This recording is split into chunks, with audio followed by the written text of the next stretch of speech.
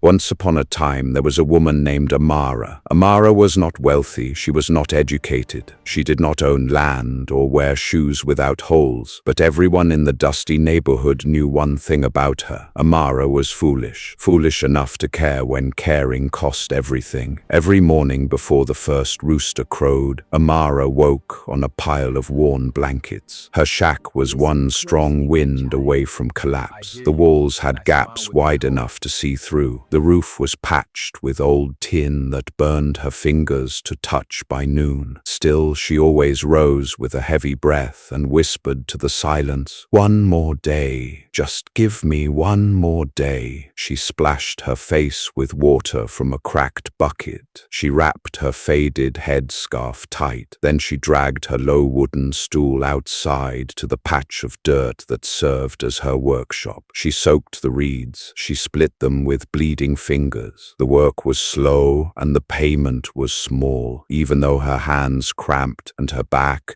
screamed. As she wove each basket, she hummed old songs like someone was listening. "Today I will sell 2, she said quietly to herself. "God will send someone who needs a basket today." When the sun climbed higher, Amara stacked her finished baskets on her head and walked the long road to the market square. This was her shop. No roof, no walls, just a corner near the fruit sellers and a prayer that someone would stop. Trucks roared past, merchants shouted, people rushed by with hard faces. Some glanced at her baskets, most did not. Amara smiled anyway. "Good morning, sister," she said again and again. "Fine baskets today?" Some nodded. Most walked past like she was invisible. By midday, the sun was brutal. Amara wiped dust and sweat from her face. She counted her coins and felt her stomach twist. It was not enough, not even close. She sighed but stayed in her spot. That was when she noticed them again. Across the market square, tucked in the shadow of the old storage shed, 3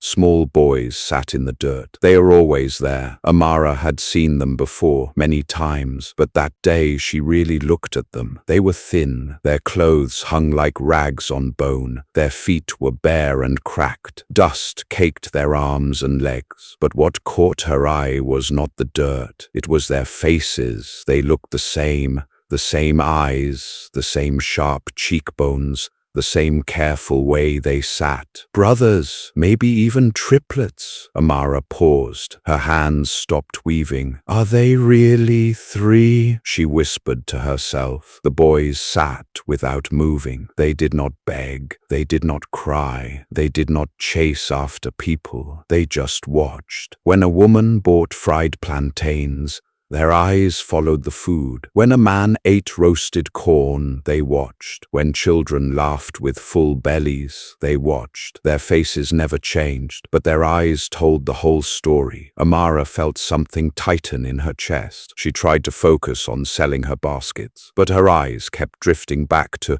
the boys. One of them shifted his weight. Another wiped his nose with the back of his hand. The third just stared at the ground like he had given up hoping. Amara's heart beat harder. She served a customer, but her hands shook slightly. A man buying a basket noticed where she was looking. "You know those boys?" the man asked. Amara shook her head. "No." The man spat into the dust. "Street rats. They multiply like flies. Feed 1 and 10 more will come." He handed her coins and walked away. Amara watched the boys again. One scratched at his arm where a sore had formed. Another rubbed his stomach in slow circles. The third pulled his knees to his chest and made himself smaller. Amara's throat felt tight. She spoke to herself quietly. "If I give them my food, what will I eat tonight?" Her voice trembled. "What if no one buys baskets tomorrow?" Her fingers twisted the reeds harder. A goat bleated nearby. The market noise swirled around her, but Amara could not stop staring at those 3 boys who had learned not to ask for anything because asking only brought stones. She looked down at the small bundle of food she had brought, 2 boiled yams and a piece of dried fish wrapped in newspaper, her only meal for the day. She looked back at the boys. Her mind began to war with itself. "You are poor too," one voice said. "You cannot save everyone. You will starve. But you can save someone." Another voice whispered back, "You can save 3. Amara pressed her lips into a thin line. She picked up the bundle of food. Her hand stopped halfway. She remembered Chief Jude's voice from last week, loud enough for the whole market to hear. "That fool Amara feeds strays like a dog with puppies. Kindness does not fill your belly or fix your roof." Amara shook her head slowly. "I am not trying to fix my roof with kindness," she whispered. "I am just trying to stay human." She stood up slowly. Her knees ached. Her vision blurred for a moment from hunger and heat. She looked at the boys again. This time, the smallest one noticed her standing. Their eyes met. The boy did not smile. He did not move. He just looked back, careful and afraid, like someone used to being chased. Amara felt her hands tremble. She took one step forward, then another. Then she stopped. "What if they run?" she thought. "What if they think I am here to hurt them?" She cleared her throat. Her voice came out softer than she meant. "Come," she said. The boys did not move. She tried again, louder this time, waving her hand gently. "Come here, come." The boys looked at each other. One whispered something. Another shook his head no. Amara felt panic rise. "I will not hurt you," she said quickly. I just have something for you." People in the market began to turn and stare. Some frowned. Some whispered. The boys slowly stood up. Their movements were cautious, like animals that had been kicked too many times. They walked toward her, step by step, ready to run at any second. Amara's heart pounded, so hard she could hear it in her ears. As they got closer, she could see everything clearly now. They were younger than she thought, so young. Their arms were like sticks. Their bellies were swollen from hunger. One had a cut on his foot that had not healed. She swallowed hard and forced a gentle smile. "Come," she said again, softer now. "It is okay. Do not be afraid." And the 3 boys finally reached her corner of the market. They stood in front of her, close enough now that she could see every detail. Their shirts were not just dirty, they were torn beyond repair. One boy's pants were held up with string. Another had no shirt at all, just a cloth tied around his waist. The third wore sandals that were 2 different sizes, both broken. Amara felt tears sting her eyes. She looked around quickly. People were watching now. Chief Jude stood near the fruit stand with his arms crossed, shaking his head slowly. A woman whispered something to her friend and laughed. Amara forced herself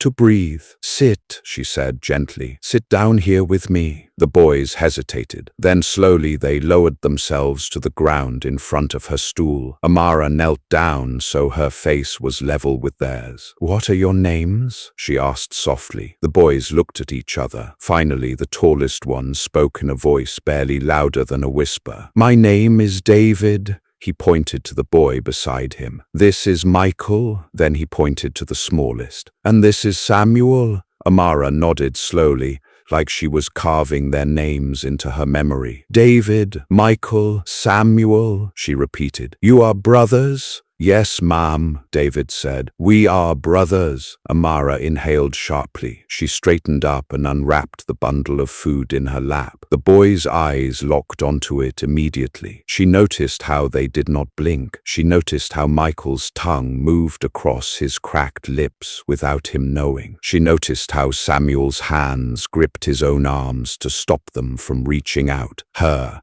heart broke into pieces. "When did you last eat?" she asked. The boys said nothing at first. Then Samuel, the smallest, shook his head slowly. "Yesterday," he whispered. "I think David shot him a look. "We are fine, ma'am," he said quickly. "We did not come to beg." Amara felt something crack inside her chest. "I know," she said quietly. "I know you did not." She unwrapped the food completely. 2 boiled yams, 1 small piece of fish, her only meal. She held it out toward them. "This is for you," she said. The boys froze. All 3 of them stared at the food like it was a dream they were afraid to touch. Then they stared at her. David spoke, his voice shaking. For all of us?" Amara nodded, tears blurring her vision. "Yes," she said, "for all of you." The boys did not grab, they did not fight. Instead, they bowed their heads slightly, and David took the bundle with both hands like it was made of glass. "Welcome to Cold Fusion family. If you're new here, hit that subscribe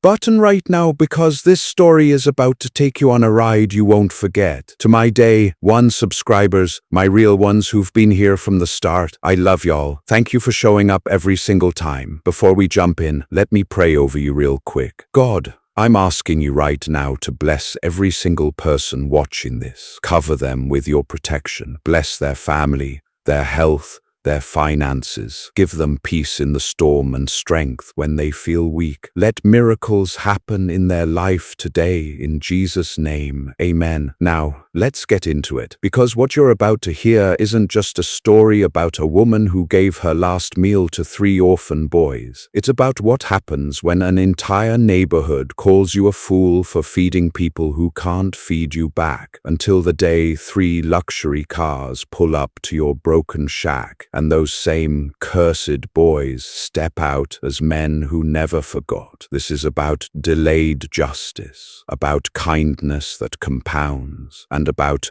the moment mercy stops being mocked and starts settling debts the world said didn't exist. Amara's fingers bled before the sun even rose. She sat on her low stool in the darkness, her calloused hands working the reeds by memory alone. Pull, twist, weave, pull, twist, weave. The rough fibers bit into the cracks in her skin, reopening wounds that never fully healed. She did not stop. She could not afford to stop. Each basket meant a few coins. A few coins meant another day of survival. Maybe. The work was brutal. The reeds were stubborn and sharp. By the time the first light crept over the shacks and crumbling fences of the neighborhood, Amara's fingertips were raw and bleeding. She wrapped them in old cloth and kept weaving. The pain was familiar now, almost a companion. "Still wasting your time with those useless things?" The voice cut through the morning quiet like a blade. Amara did not need to look up to know who it was. Chief Jude stood at the edge of her yard, arms crossed over his wide chest, his gold watch catching the early sunlight. He wore a crisp white shirt that probably cost more than Amara earned in 3 months. His shoes were polished. His belly was full. "Good morning, Chief," Amara said quietly, keeping her eyes on her work. Chief Jude laughed, but there was no warmth in it. "Good morning. Look at you. Bleeding fingers, broken shack, empty stomach. What is good about your morning?" Amara said nothing. She pulled another reed through the weave. Chief Jude stepped closer. His shadow fell over her work. "You know what your problem is, Amara? You waste time on things that do not matter. Baskets, charity, foolishness." He spat the last word like it tasted bad. "You should be finding a man, someone to take care of you. But who would want a woman who gives away what little she has?" Amara's hands paused for just a moment. Then she continued weaving. "I manage, Chief. You call this managing?" Chief Jude gestured at her shack with disgust. "Your roof is falling. Your walls are rotting. You are one storm away from sleeping in the mud. And still, you sit here making baskets no one wants." "Someone always needs a basket," Amara said softly. Chief Jude shook his head slowly. "You are a fool, Amara, a stubborn, bleeding fool." He turned to leave, then stopped. "And I hear you have been looking at those street boys again, those orphans near the market." His voice dropped lower, colder. "Do not even think about it. Those boys are cursed. Bad luck follows them like flies on rotting meat. If you bring them here, this neighborhood will drive you out. I will make sure of it." Amara looked up then, meeting his eyes for the first time. "They are just children, Chief. They are parasites," Chief Jude snapped. "And you are already barely surviving. Feed them, and you will starve. Remember that." He walked away, his expensive shoes kicking up dust. Amara watched him go. Then she looked down at her bleeding fingers, at the half-finished basket in her lap, at the shack behind her that leaned like a drunk man. Chief Jude was right about one thing. She was barely surviving, but somewhere deep inside, where hunger and exhaustion had not yet reached, Amara made a choice. She would rather starve as a human than survive as a stone. By noon, Amara had sold exactly one basket. She sat in her usual corner of the market square, her remaining baskets stacked beside her like prayers no one wanted to answer. The heat pressed down on everything, sweat soaked through her headscarf. Her stomach growled so loudly, a passing woman glanced at her with pity before looking away. Amara pressed her hand against her belly and tried to ignore it. The market was alive with noise. Vendors shouted their prices. Customers argued and haggled. Somewhere a radio played music too loud. Amara watched it all with tired eyes, waiting for someone to need a basket. Anyone. That was when she heard the shouting. "Get away from here! Thieves!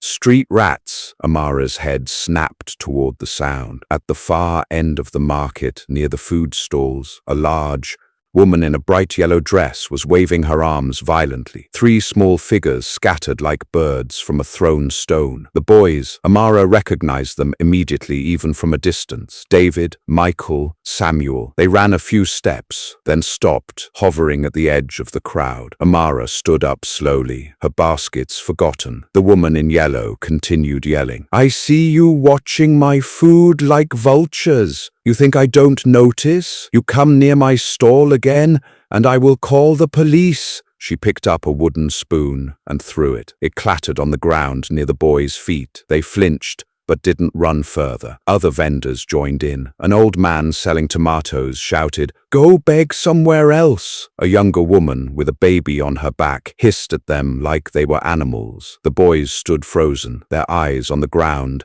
absorbing the hatred like rain. Amara felt her chest tighten. She watched as David, the tallest, placed a protective hand on Samuel's shoulder. Michael stood close beside them, his thin body trembling slightly. They did not fight back. They did not argue. They just stood there, silent and small, while the market turned its venom on them. "Useless boys!" another voice shouted. "Your parents are dead and now you want to eat our food for free?" Samuel's head dropped lower. Even from across the market, Amara could see his shoulders shake. The woman in yellow picked up another object, this time a small stone. "I said go!" She raised her arm. Amara's body moved before her mind caught up. "Wait!" Her voice cracked through the noise. People turned to look at her. The woman in yellow paused, the stone still in her hand. Amara walked forward on unsteady legs, her heart hammering against her ribs. She did not know what she was doing. She only knew she could not stand there and watch. The boys saw her coming. Their eyes widened with confusion and fear. They had learned that when adults approached, pain usually followed. But Amara kept walking. The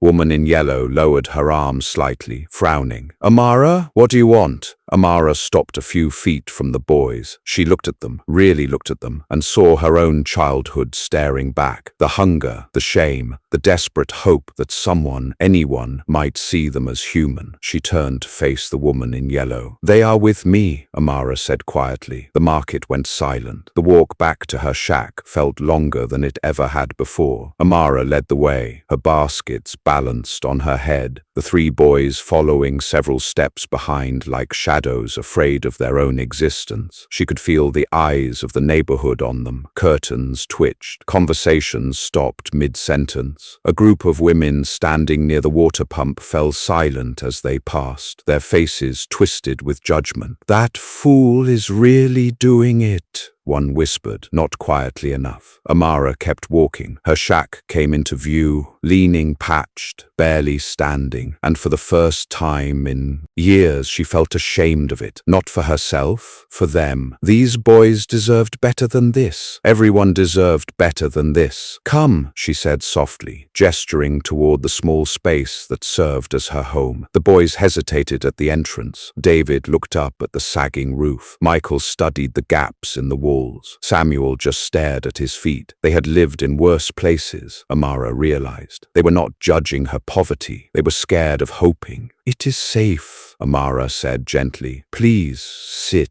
They entered slowly, moving like they might break something just by breathing. Amara set down her baskets and went to the corner where she kept her food, a small clay pot covered with a cloth. She lifted the cloth and looked inside. Her heart sank. One piece of bread, hard and dry, the size of her fist, her only food until she sold more baskets. Maybe tomorrow, maybe the day after. Her stomach twisted with hunger so sharp it made her dizzy. She closed her eyes and took a breath. When she opened them, the three boys were watching her with those careful, knowing eyes. They had seen this look before, the look of someone deciding whether to eat or to share. Amara picked up the bread. Her hands trembled slightly. She could eat it now, she thought, just this once. Tell the boys she would feed them tomorrow. They would understand. They would not hate her for it, but she knew if she ate this bread, she would see their faces every time she closed her eyes. She broke the bread into 3 pieces. Her fingers moved quickly before her mind could argue. 3 unequal pieces. She tried to make them the same, but the bread crumbled, stubborn and dry. She held them out. "Here," she said. The boys stared at the bread like it was gold. Then they looked at her empty hands. "What about you?" David asked,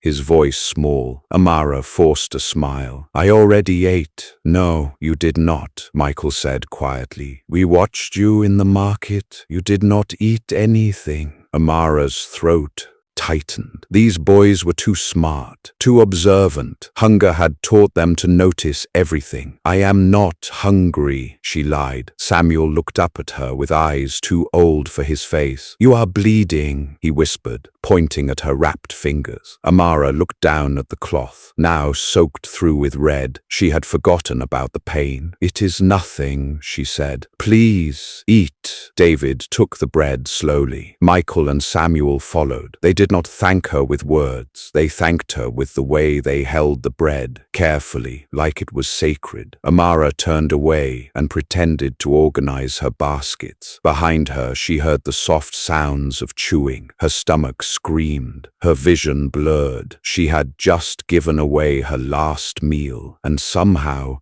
she had never felt richer. By evening, the entire neighborhood knew what Amara had done. She sat outside her shack as the sun fell, trying to weave another basket despite her bleeding fingers and empty stomach. The boys sat nearby, quiet and still, like they were trying to make themselves invisible. The air felt heavy, wrong. Amara could sense something building, the way animals sense storms before they arrive. Then she heard the footsteps, many of them. Chief Jude appeared first, his white shirt glowing in the fading light. Behind him came a crowd. Mrs. Chen from 3 houses down, Mr. Okafor, who owned the corner store, the Thompson family, the pastor's wife, even young people Amara had known since they were children. 20 people, maybe more. They formed a half circle around her shack, their faces hard. Amara stood slowly, her heart pounding. The boys scrambled to their feet behind her. "Amara!" Chief Jude said loudly, his voice carrying across the street. "We need to talk." "I am listening," Amara said quietly. Chief Jude gestured at the boys with disgust. "You brought them here after I warned you, after everyone warned you. They needed food," Amara said. "We all need food," Mrs. Chen shouted. "But we do not invite cursed children into our homes." A murmur of agreement rippled through the crowd. Amara felt the boys press closer behind her. Chief Jude stepped forward, his voice dropping to something colder, more dangerous. "Let me tell you what is going to happen, Amara. These boys are a magnet for bad luck.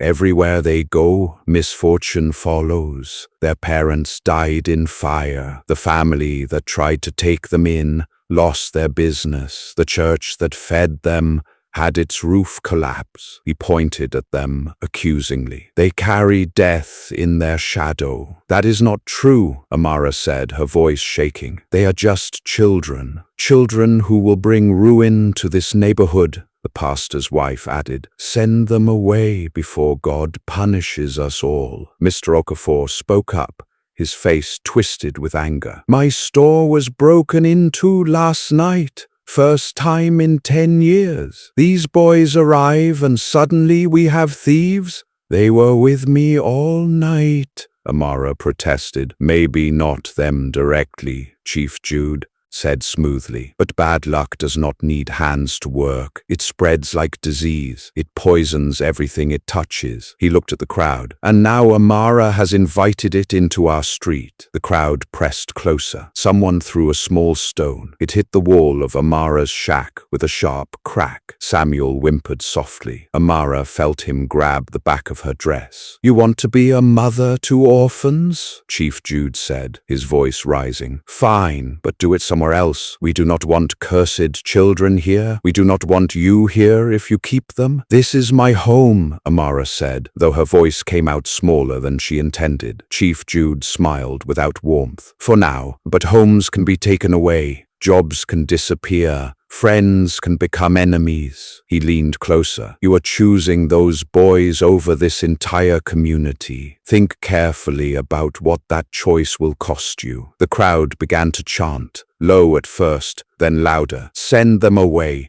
Send them away! Send them away!" Amara looked at their faces, people she had lived beside for years, people she had greeted every morning, people she thought were human. Now they looked like strangers, like wolves. She turned and ushered the boys inside her shack. She closed the door, though it barely blocked the sound. Outside, the chanting continued long into the night. The storm arrived 3 nights later like the anger of God made visible. Amara woke to the sound of thunder so loud it shook the walls of her shack. Rain pounded the roof with fists of water, finding every hole, every crack, every weakness. Within minutes, water streamed through the ceiling in a dozen places, cold, relentless. The boys huddled in the driest corner, their thin bodies pressed together, eyes wide with fear. "It is okay," Amara said, though water dripped onto her head. "Storms always pass." But this storm did not pass. It grew angrier. The wind screamed through the gaps in the walls. The roof groaned like it might rip away completely. Lightning turned the darkness into brief, terrifying daylight. Samuel began to cry softly. Michael wrapped his arms around him. David stared at Amara with a question he was too afraid to ask. "Are we going to die tonight?" Amara looked around her shack. Everything was getting soaked. Her baskets, her clothes. The floor turned to mud beneath their feet, but in the corner, wrapped in old plastic, was her one dry blanket, thick and worn, but still whole. The only thing that could keep someone warm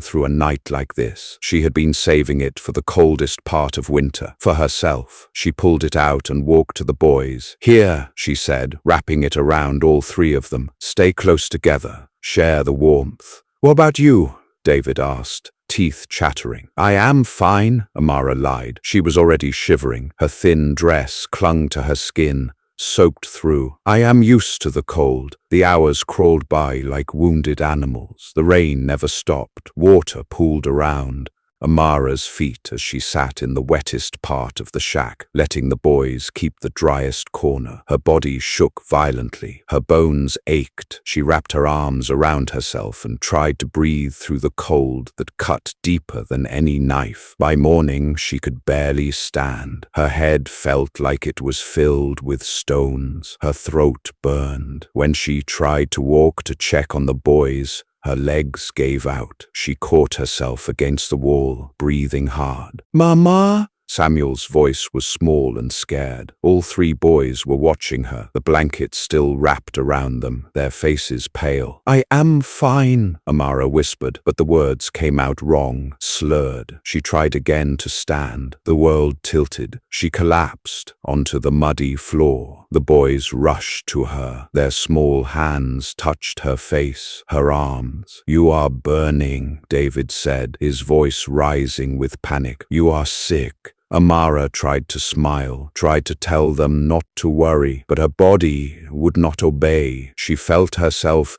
sinking into darkness that had nothing to do with the storm. Before everything went black, she heard Samuel crying, felt Michael's hand gripping hers, heard David's voice breaking as he said, "Please do not die. Please, we have nothing without you." She wanted to tell them it would be okay, that she would survive this, that they would all survive this together. But the darkness swallowed her words, and somewhere outside, the rain kept falling. Amara woke to the sound of voices that did not belong to children. Her eyes opened slowly, painfully. Everything was blurred. Her body felt like it weighed 1,000 pounds. She tried to move, but her arms would not obey. Through her fever-clouded vision, she saw shapes moving in her shack, adults, strangers, and 3 small figures being pulled toward the door. "No," she tried to say. The word came out as barely a whisper. A woman in clean clothes knelt beside her. Someone official, someone from outside the neighborhood. Her face was professional, distant. "Ma'am, you need medical attention. These children need proper care. We are taking them to a facility where—" "No," Amara said again, louder this time, but her voice cracked and dissolved into coughing. Her lungs burned, tears streamed down her face, mixing with sweat and fever. "Mama!" Samuel's scream cut through everything. He was fighting against the hands holding him, his small body thrashing. "Mama, please!" Amara tried to stand. Her legs buckled immediately. She collapsed back onto the muddy floor, gasping. "Please," she begged the woman, "please do not take them. They are mine. I can care for them. Please. You can barely care for yourself," the woman said, not unkindly but with finality. "Look at this place. Look at you. This is not a home for children." 2 men in uniforms were already at the door, each holding a boy. David fought in silence, his jaw clenched, tears streaming down his face. Michael sobbed openly. Samuel screamed and reached for Amara with both arms. "Mama, Mama, do not let them take us. Please." Amara crawled across the floor, her fingers digging into the mud. "Wait," she gasped. "Please wait. I will get better. I will find work. I will fix the roof. Just give me time. Please, please." But they were already carrying the boys out. "We will come back," David shouted over his shoulder, his voice breaking. "We promise. Mama, we will come back. Do not forget us," Michael cried. Samuel's screams echoed down the street until they faded into nothing. Amara collapsed in the doorway, her forehead pressed against the wet ground. She could not breathe, could not think, could not do anything but sob into the mud that soaked through her dress. A shadow fell over her. Chief Jude stood there, his arms crossed. "This is what happens," he said quietly, "when fools try to play savior." Amara did not respond. She did not have the strength. Chief Jude walked away. The neighborhood returned to its daily noise. Doors closed. Conversations resumed. Life moved on as if 3 boys had never existed, as if their screams had never torn through the morning air. Amara lay in her doorway for hours. The fever raged. Her body shook, but the physical pain was nothing compared to the agony in her chest. She had failed them. She had promised them safety and given them nothing but more loss. The boys were gone, and Amara was left with only the echo of their voices and the weight of a promise she could not keep. 5 years passed like water through cracked hands. Amara grew older in ways that had nothing to do with birthdays. Her hair turned from black to gray to white. Her back bent like a question mark. Her fingers, once nimble with reeds, now trembled even when holding a cup of water. The sickness from that storm never fully left her. It nested in her lungs, making every breath a small battle. Her shack gave up trying to stand straight. The roof sagged so low in the middle that rain pooled there during storms, threatening to collapse entirely. 3 walls leaned outward like they were trying to escape. The door hung from one hinge. At night, wind whistled through gaps wide enough to see the stars. Amara patched what she could. She tied ropes to hold beams together. She stuffed rags into holes. She prayed over weak joints. But poverty has gravity, and everything was slowly falling toward the earth. The neighborhood pretended she did not exist. When she walked to the market, people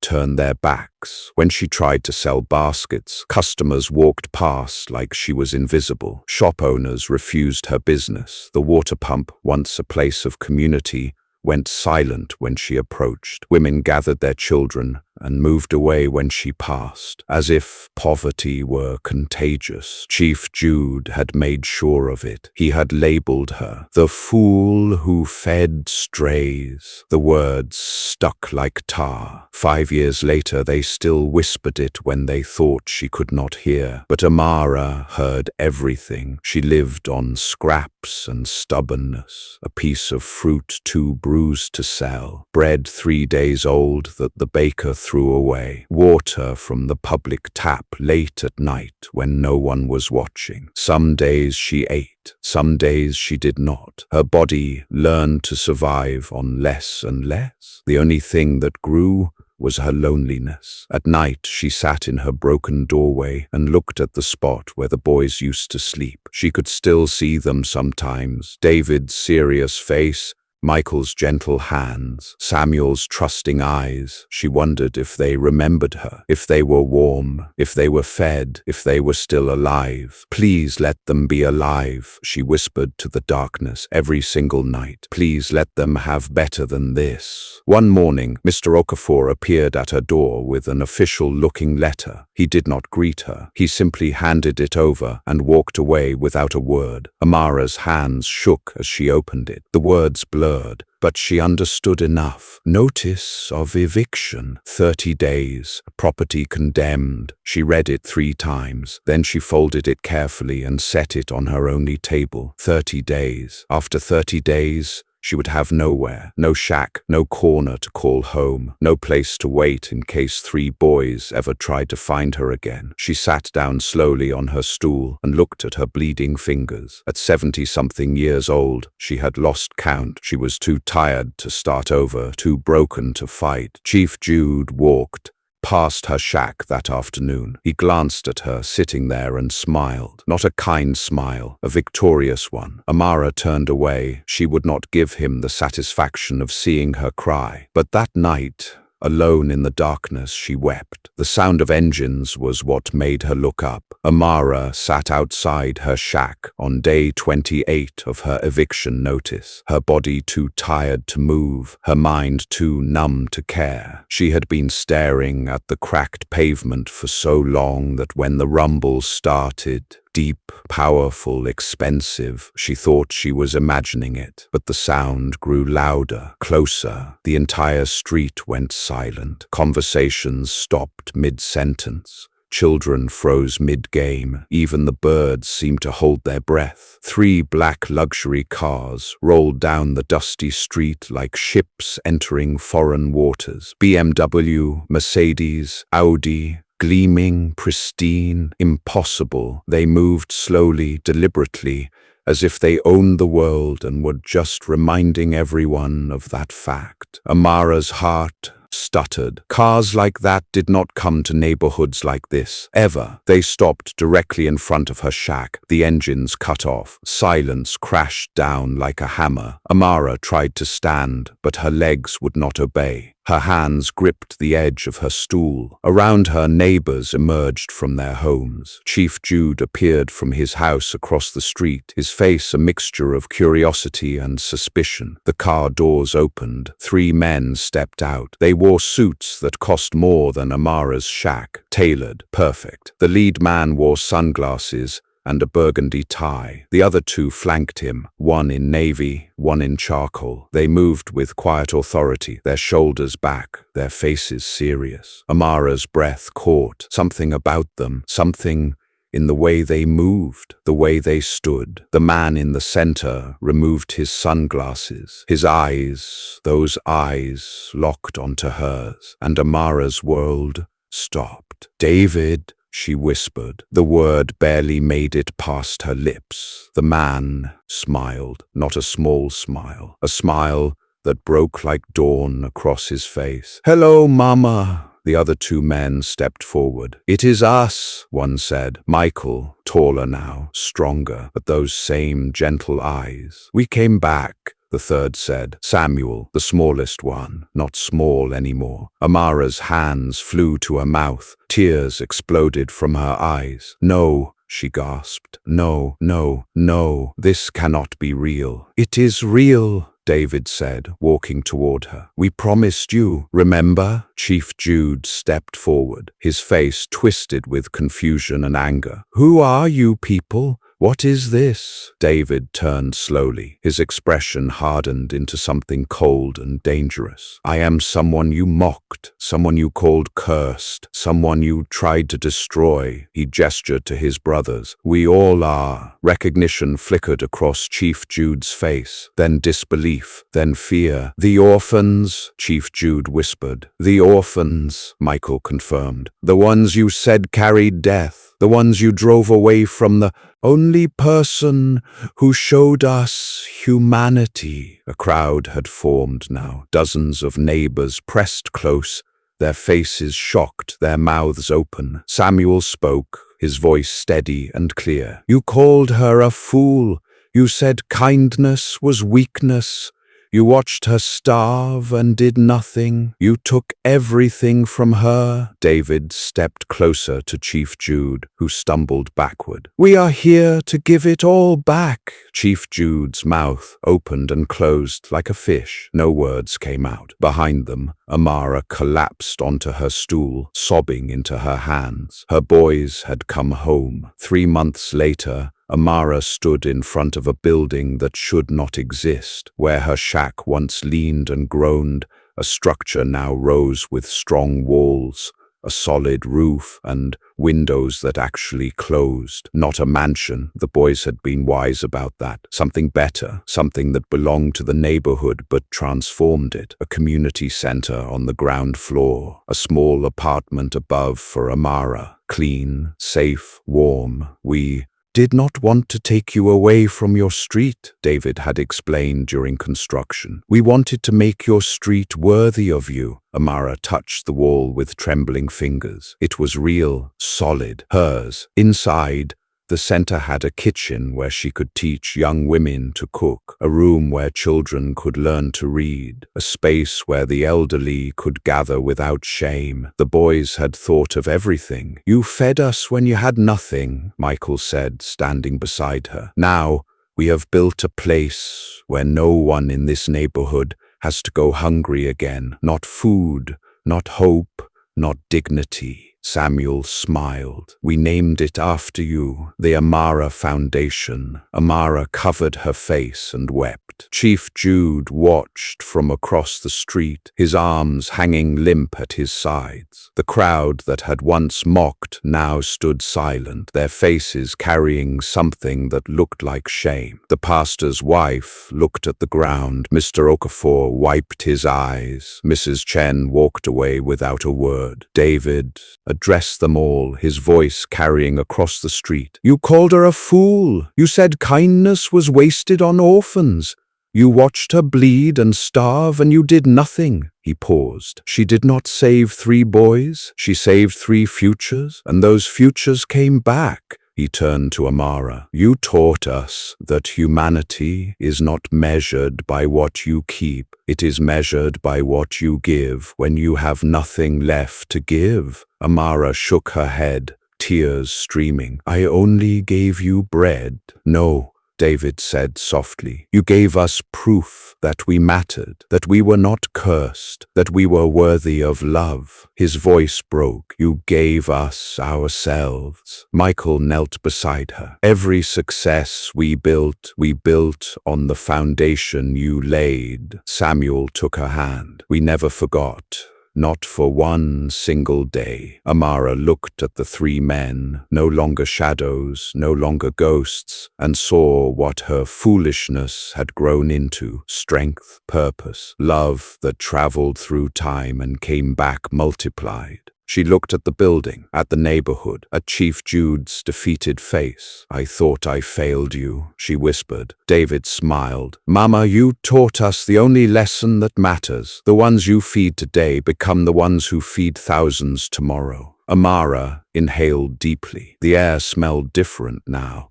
Not like dust and defeat, like hope. She had woven baskets with bleeding fingers for years, trying to hold enough to survive, but the three boys she fed became the basket that held her, and an entire neighborhood learned that kindness is never wasted. It is only invested in a future we cannot yet see. If this story touched you, remember, you don't need to be a champion to make a difference. You need the courage to stand for what's right, the humility to admit you're wrong, and the generosity to lift others up. That is the kind of strength that changes the world. Thank you for watching to the end. If today's story touched you even a little, please hit subscribe so you won't miss new episodes every week. Which moment did you like most in the story? Tell me in the comments below. Don't forget to like the video so the algorithm knows you want more stories of justice and healing. If you're watching from a particular city, share where you're tuning in from. I'd love to see how wide our community reaches. See you next episode. A secret unlocked by a late apology. Tap the bell to get notified the moment it goes live.